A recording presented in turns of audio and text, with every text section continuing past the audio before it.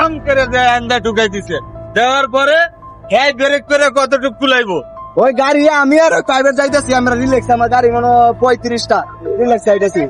ওই এইদিকে থেকে ভাই এই সোজা আইতাছে, এর পাশে আর একটা প্রাইভেট, আর ওই পিকআপ আইসা এই দিক দিয়ে আইসা ধাম করে দেয় আন্দা ঢুকাই দিছে।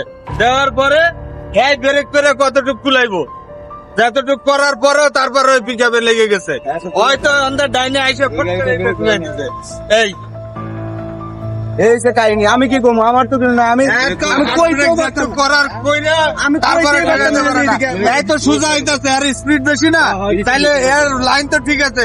আমি যদি এই দিক দিয়ে আসি তাহলে আমার রং না। উনি কই? উনি কথা ঠিক। এই আবার পাশে private এ ছিল। এটা ঢুকাই দিছে। এমনে ঢুকাই দিছে। তাহলে আমি স্পিডে যদি আসি তাহলে আমার ব্রেক করে আমি কতটুকু কুলামো সেই হিসাবে, তাহলে ওর রং ওই চিটাওয়ালার রং। হ্যাঁ ঠিক আছে, ব্রেক করে তো হার্ড ব্রেক করতে হয়। পাশে প্রাইভেট ছিল আরেকটা, সেটাও একটু লাগছে।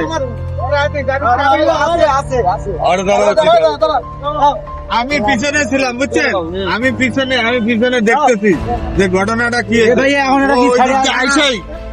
ওই দিক দিয়ে আইসাই আন্দা ঢুকাই দিচ্ছে, দিয়ে আন্দা এই যে আন্দা আইসা আন্দা ঢুকাই দিছে স্পিডে। তাই বেড়া কি করবো?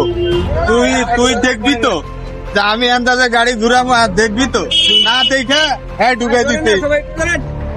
এই যে এই গাড়িটা এখন ফেসে গেছে।